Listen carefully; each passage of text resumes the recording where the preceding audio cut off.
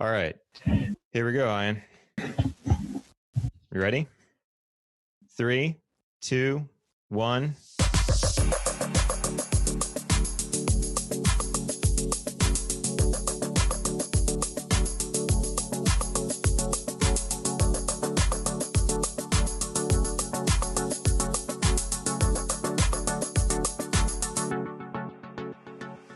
Howdy, friends. This is the Ascend UX podcast, a show about the experience of user experience. I'm Evan Sunwall. And I'm Jan Behe. Hi, and this is the first podcast. This is exciting, huh? It really is, yeah. We made it. Look at us. For the people who don't know, buying audio equipment is kind of an ordeal for the uninitiated. It took a lot of careful planning, for me anyway, to make sure that I'm buying the right pieces to record this. So what about you? Did you have any issues, Ian? For me, it's just mostly making a makeshift studio in my kitchen for the moment. I think we're all kind of getting by with the makeshift arrangements in this day and age that we're living through right now. What are we going to talk today about, Ian? We're going to talk about this podcast. What is this about? What is UX? Just a little bit. And talk a little bit about ourselves, because who are we, right? Sounds good to me. So this is a UX podcast. And for people who are like, what does that stand for? I wanted to give you the Wikipedia definition, right? So I'm helping you out here. I've already done a little bit of research. What is UX? So this is I love this definition. User experience design is the process of manipulating user behavior through usability, usefulness, and desirability provided in interaction with a product. What strikes you in that definition, Ian? To be honest, the first thing that came to my eye was manipulating. Yeah, it's not what I really think of and what we do in our everyday practice. But I think, if we take that word into a larger definition, sure. But no, I think it seems true to a certain extent. The multifacets, usage, make it useful. Yeah. Also desirability. It's not just function. There's also an emotional aspect behind what we do. Yeah, I mean, so this is an industry. This is a profession that has had a long history, although it doesn't kind of feel that way sometimes. It feels like in the past 20, 30 years, it really kind of came to its own in the age of the information age, right? With computers and the internet. But the idea that very smart people who create businesses, who engineer systems, are perhaps not always the best people to create them in such a way that their audience, their users, can use them successfully. I remember doing some research years ago on human factors engineering, which is a profession in its own right, but it definitely has some shades and influences in UX. And the idea, like in World War II, where they would go through and they needed lots of pilots and they needed them to fly planes in the war. And they would manufacture these planes, create all these systems, and they'd train all these pilots and put energy into, producing them. They needed a ton of them. And then the pilots would try to fly the planes. And because of the way they were engineered and designed, they would crash. And they were like, well, this isn't very sustainable. Like, this is a problem. Like, we need these people to actually fight the war and actually successfully fly these planes. And they would blame the people at the helm. They'd blame the pilots. Oh, they're not trained right. Right.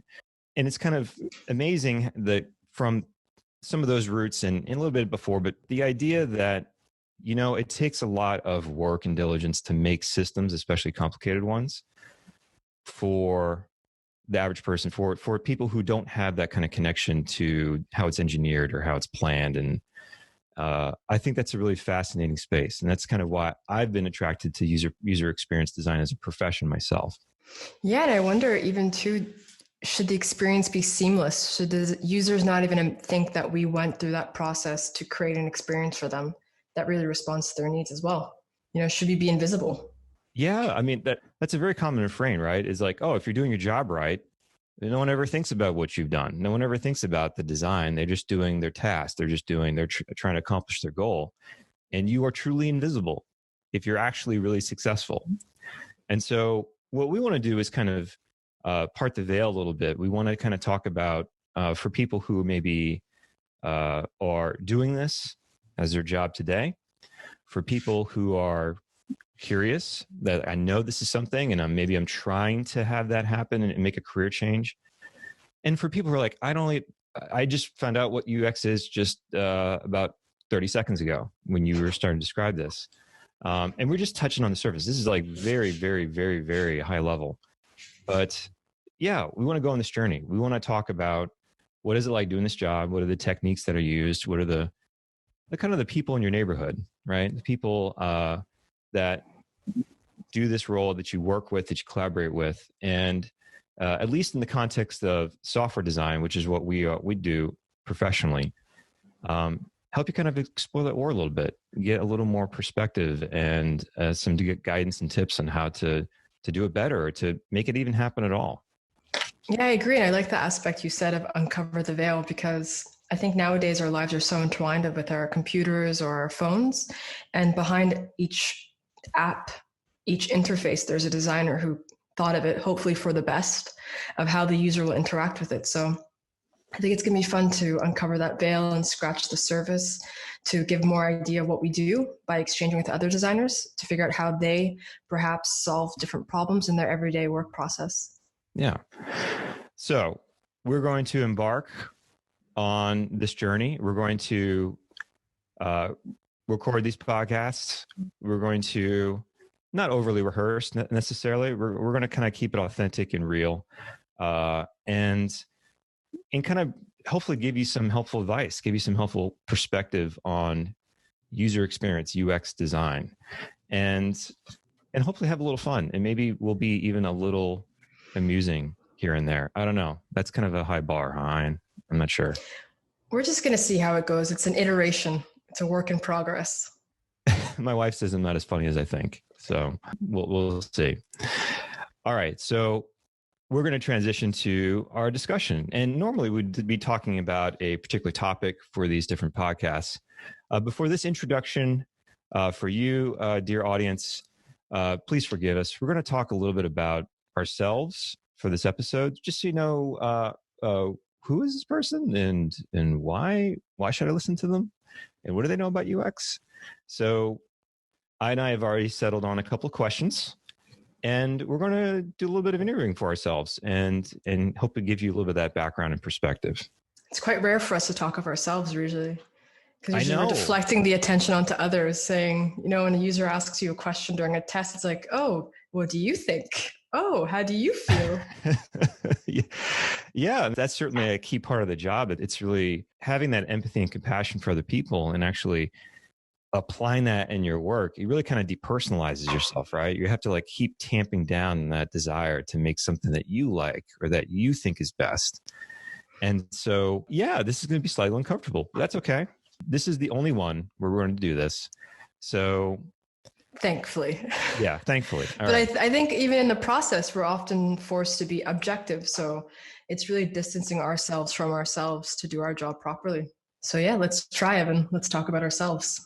All right. Well, I'm going to take the initiative here. Okay. And I'm going to ask you, Ian, tell me about yourself. That's a big question. Well, I'll give you a simple, and hopefully we can go deeper into myself as we go along with the questions. So as you already know, my name is Ayan Bihi. I am a user experience designer, and I've been practicing in this field for over 5 years now. I love the aspect of design that is creative, but also very slightly scientific in its process. So I like how I get to work with my left brain and my right brain, depending on the tasks at hand. How about you, Evan? What do you want to tell me about yourself? Well, I grew up in New Orleans. It's true. People always comment on my lack of accent, but I did grow up in New Orleans. I was there till I was 18. And I moved over to Texas to study computer science at Texas A&M University. I didn't give it a lot of thought, I have to say. I just kind of liked computers. And I went through that program. And then this is still, it's getting better right now. But there was not necessarily a career path for user experience. It was not really well defined. And certainly at my college, it was very engineering centric. And so I didn't like love it. I was kind of okay at it, but I was kind of determined to get through it. And I think grit and determination, that's also a key attribute for, I think, this job as well. We'll get into that sometime in the future, but I wanted to just complete it. I had set on this journey and I wanted to do it. I had some great advisors and mentors along the way to help me do that. So I did that. And it was the .com bust. So for those who aren't aware, that was like the coming down off of the high of, hey, cool, the internet, we can sell things on the internet. This is going to be amazing. It was really hard to find a job. The market was poor, and it took me probably about 18 months to land my first job. And my first job was actually doing software development. And so I was doing that down in Stafford, Texas, just a suburb outside of Houston. And I did that for about 2 years. And it was great to finally get that job and get that experience. But ultimately, the company was acquired. We were all laid off. And I made a commitment to myself as like, you don't want to do software development. This isn't as fulfilling as you need it to be something you're going to be doing 8 hours a day, every week for the rest of your life. So I decided I wanted to do something that kind of hybridized like psychology, which I studied a little bit in college, in undergraduate, and try to meld them together. Like, what is that? Can I do this? Can I figure out the people element? And I stumbled upon usability, human factors, human computer interaction. There's a lot of different terms. User-centered design. And I was like, oh, this is actually a thing. Okay. So I applied to graduate schools. I got into a few, and I was about to go ship off and study it for 2 years. And I happened to find a job at Pros, which is where I still work today. And that was 13 years ago. So every time I say that, I kind of like, my eyes twitch a little bit like, oh, wait, how long has it been? And so I got started at an enterprise software company doing user-centered design. And it was more or less kind of a team of one. I had colleagues here and there along the way, but it was never more than like 2 or 3 at the most. And usually at times just myself. And that was a very formative experience dealing with a lot of that complexity. So that was kind of my journey to user-centered design. And today I manage a team of UX designers working on enterprise software for Pros, a pricing company. So pricing and AI commerce company. So cool. And when you transitioned from one to the other, were there some similar skills that you could apply to give you somewhat of a knowledge in this new field that you went into?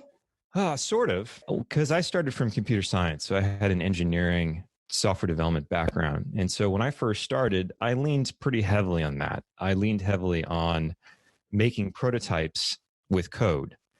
And I did not have the training and the knowledge and the experience of, I would say, qualitative research, interviewing people, developing insights, presentations. Those were things that were just not emphasized a lot in where I was coming from. And so I had to do a lot of development and kind of education, a lot of it self-taught, just the nature of where I was, but to build up on those skills, because those are very important skills. And I just kind of leaned into, well, I can express things in code with my development skills and get started that way and start showing some value, and start at least creating concepts that could be tested or kind of gotten, feedback from users and stakeholders, and lean into that and work on those other parts that I had not been trained or really well developed. What about you, Ian? What were you bringing to the table when you started?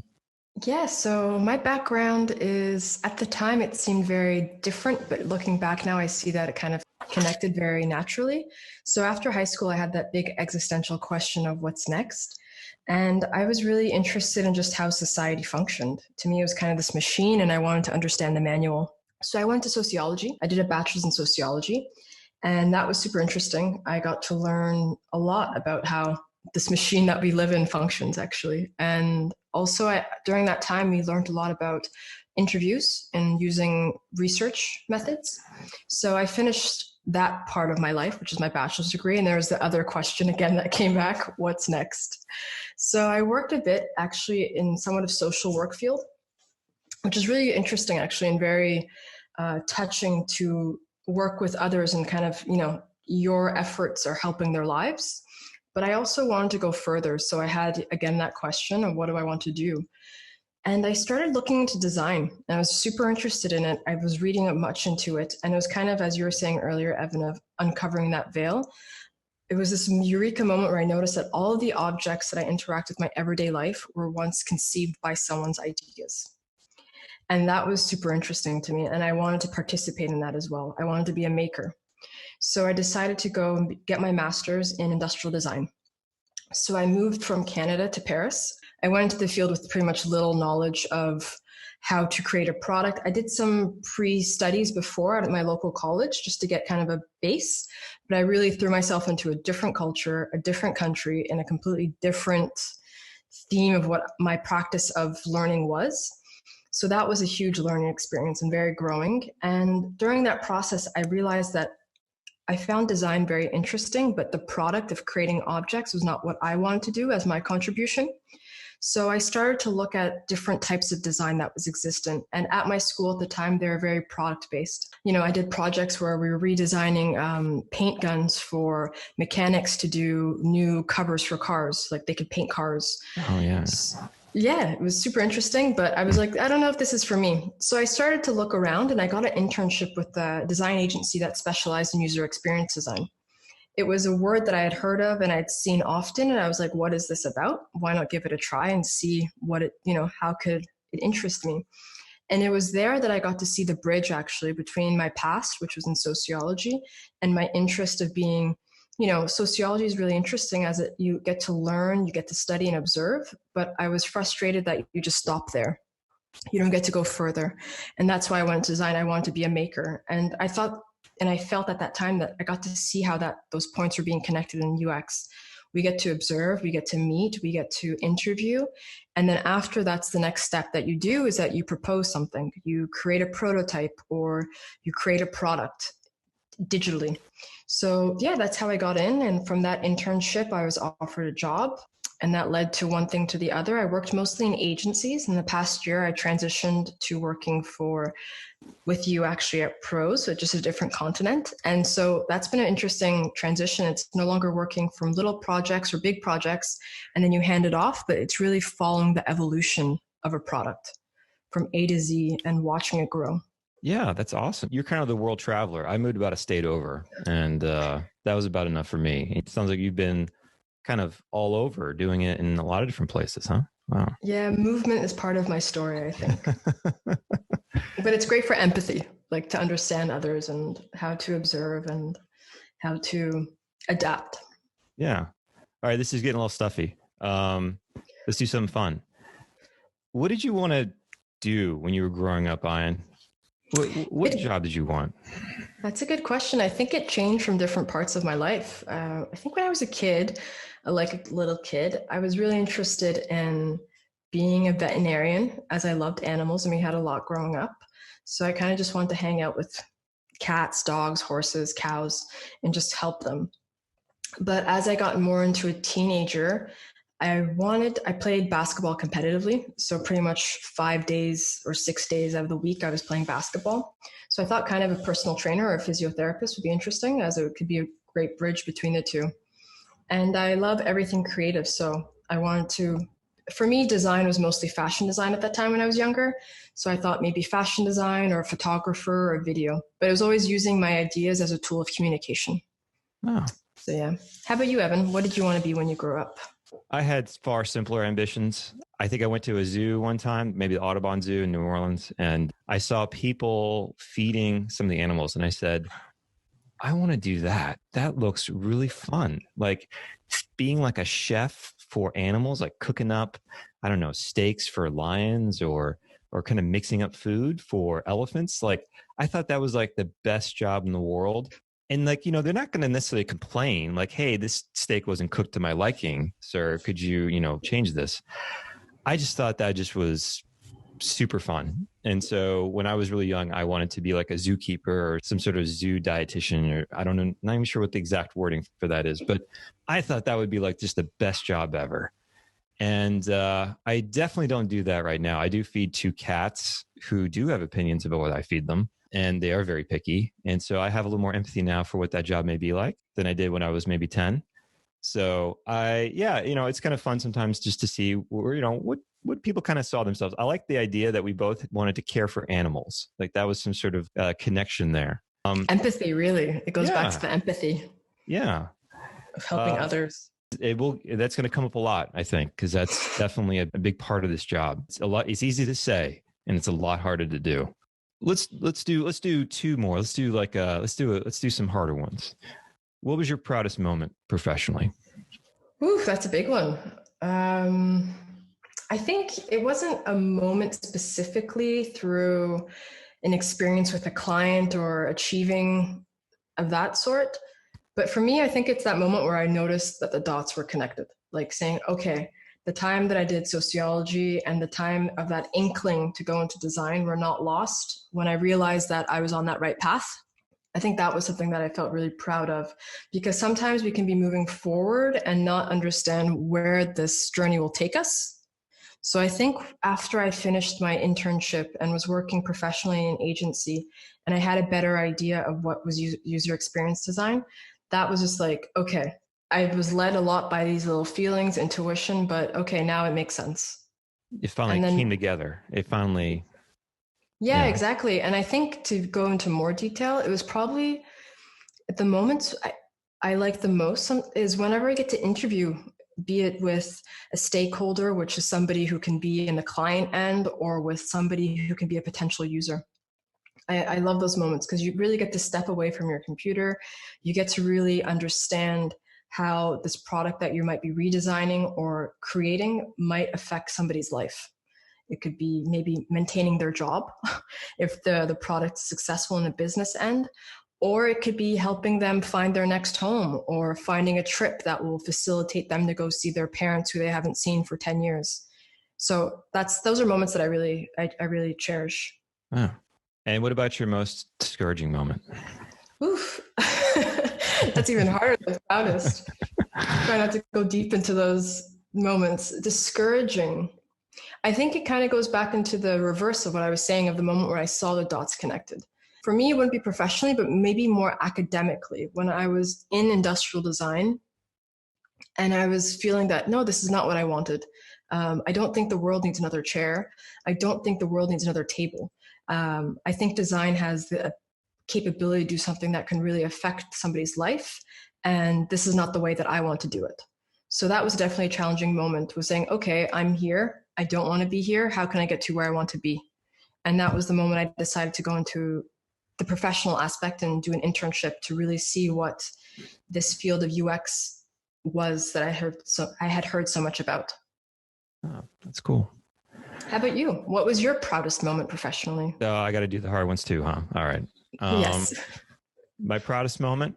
So I think it was last year. We had done an Ascend UX conference for people who were just starting out, who were UX curious about this profession and doing the job. And we had this goal to put on a conference last year. And it was kind of absurd, but we wanted to try. We hosted it in Houston, Texas. And not only did we sold all the tickets, we actually had an overflow. We had more people who wanted to attend. And the team rallied together and they put themselves out there. They held workshops.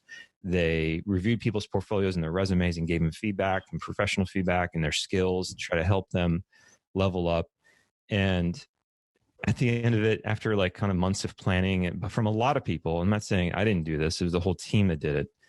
At the end of it, it was really magical. It was like, wow, you guys are really hard to challenge. You really step up and accomplish these amazing things. And the feedback was 98% positive. Like, I mean, we surveyed everyone because we're designers, right? We want to get data and insights and perspective on things. It was truly a remarkable thing. And there's nothing prouder that I've done. I've made software that's like, it's worked out well and some stuff that didn't work out and whatever.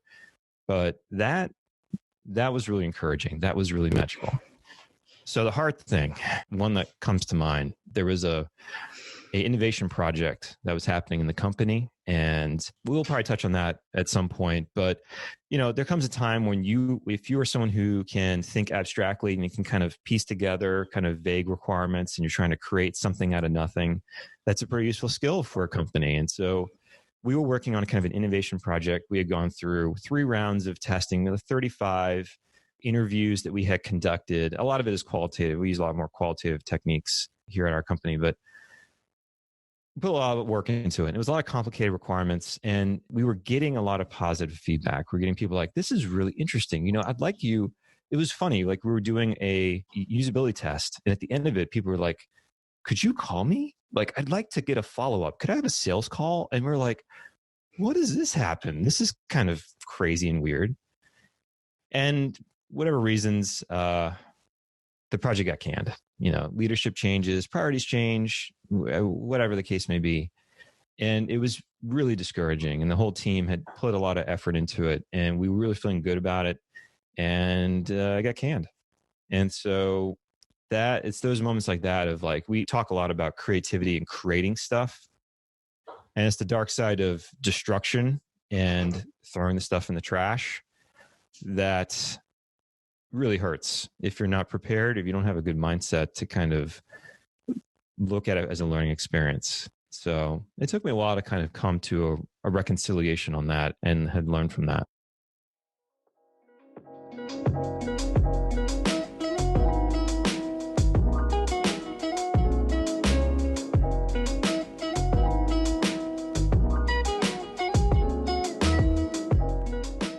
All right. It's time to answer some audience questions. We try to have a time in this podcast where we're going to invite you, the audience, to send us questions about design, about user experience. And we want to talk about them. We want to answer them, give you some tips and advice, and help you out. So please send your questions to ascendux@pros.com. That's ascendux@pros.com. And we'll read them out on the show, and we'll try to do the best we can to give you some advice or tips or however we can help you. You ready, Ayan? I am. Should I begin with the first one? Please do. So, Evan, for you, what are the signs that a company is supportive of UX? So that could go pretty deep, but I think some of the things they have job roles that have good job descriptions. So the job description is kind of focused on, you'll see UX designer or maybe UX UI designer, and what they're describing involves users in some way. They like, okay, and you go talk to users, you go talk to the people who are supposed to use an experience. So the fact that they have that role to begin with, well, that's a start. And if they can articulate something that isn't a magical unicorn of, yeah, you're going to do software development and you're going to work in the marketing department. And that's not necessarily a bad thing, but like, if you're trying to make product experiences and you're trying to do this job, then you need to involve users in some way. And so a job description for what you may be looking at, do they talk about getting insights and data from user behaviors or talking with users? That's a key one. Do they have a budget to do any of these types of things? That's another key sign. Do they have any kind of leadership structure? Who do they report to? Like I mentioned, marketing, it could be okay. There are people who do UX design and marketing, but if you're trying to develop product experiences, you want to probably be in the department or the area that makes the stuff. And so do they have leadership representation? Do they have a director or a VP? I'm not going to say, those are pretty common ones. Like, do they have any kind of someone who is like orchestrating the program and is speaking about its value to the leaders of the organization? I would also say if they have a researcher, if they've codified user research as a program, and they have maybe a researcher, or maybe those responsibilities are in the job description, that is something that you're looking at. That is something that would be at least some good clues that user experience is taken seriously. And I think I would also encourage anyone who's looking at that, ask some good questions of the hiring manager about, what have you been doing recently? Like asking, like, do you have a budget? How do you report out what you've accomplished to the rest of the organization? And how much outreach do they do? And so I think those are some good signs, some early clues about their relative maturity. And that can be a much deeper conversation, but that's a few tips for you. Let's do one more, Ayan. This one's for you. What resources helped you as a new UX designer? So I think never underestimate the power of observation. So that can be observing how your colleagues who might have more experience, how they go about doing their work. So I did a lot of that, just observing and asking questions.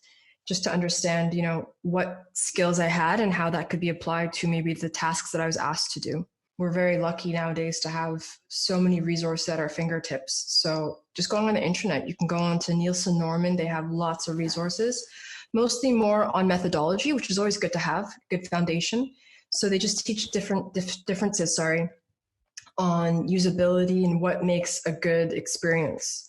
And also just reading. So like design of everyday objects, that was a really good one. So it was a good bridge between my object background and my getting into the UX realm. So just also looking at what works. We interact so much, as I said earlier, with products and applications. So why not just take an app, put it in your hand and say, oh, this works, this doesn't work. And then maybe ask a question of why. And why not re-engineer a tool that you use every day? I remember seeing there was a girl who wanted to get into UX design, didn't have much experience to include in her portfolio. So she got Instagram, interviewed maybe a couple hundred people in her network and asked them why they use it, what's good for them with it. And then she took all that insight and redesigned Instagram, and it got her a job at Instagram. Wow. So, yeah. So, never just play around and learn, get so many resources, because as designers, we play many roles. There's the research role, there is the creation role. So just play around with a lot of different things to kind of, get you to better understand what it is to be a designer. I think that's really great advice. And I would actually add, if this is a new thing to you, or you're just slightly curious about it and you really haven't done much research on it, Don't Make Me Think by Steve Krug. That's the one that everyone kind of mentions, but it truly is a great book in the sense that it's really short and it's really colorful. And I think even that is a good kind of user experience because it doesn't look very intimidating, but it actually is a great one to kind of get that primer, that kind of introduction of why is this important? What is this all about? That's literally the first book that I read. And I think that's something to get started, do that.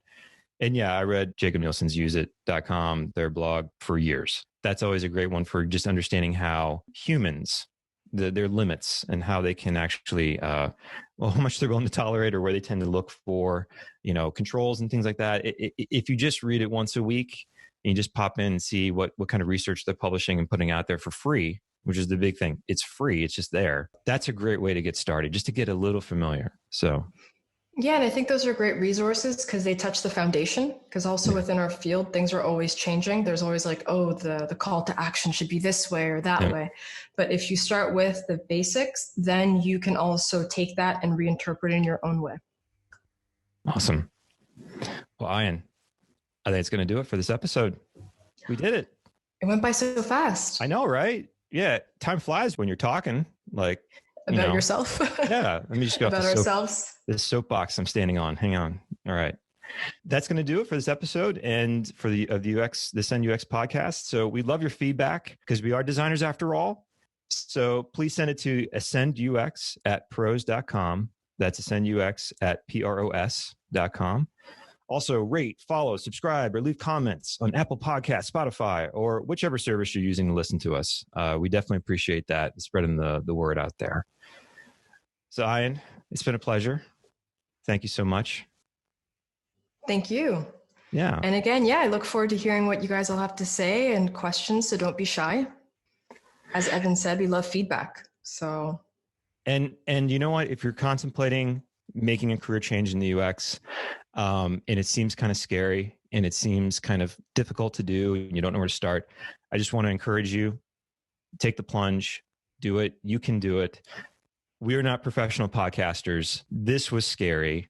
This is something that probably put us out of our comfort zone, maybe delved into the imposter syndrome. Fight it. Or you know what? It's okay. You should probably feel imposter syndrome a little bit throughout your entire career. That means you're probably growing. You're probably doing things that are challenging and difficult to do. So you can do it. All right. Well, Ian, I'll see you next episode. Yeah, this is just the beginning. Just beginning. All right. Take care. Bye.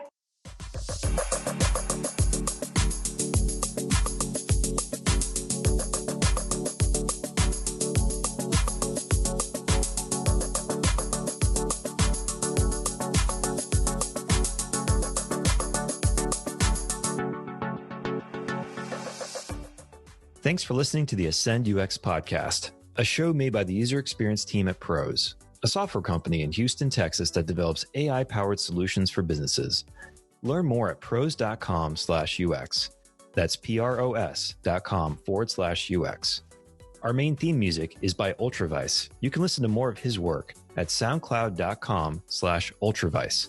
Also, thanks to Lakey Inspired for his music as well. You can listen to more of his work at soundcloud.com/Lakey Inspired. And special thanks to our editor and producer, Brandon Robinson. Stay gritty, friends.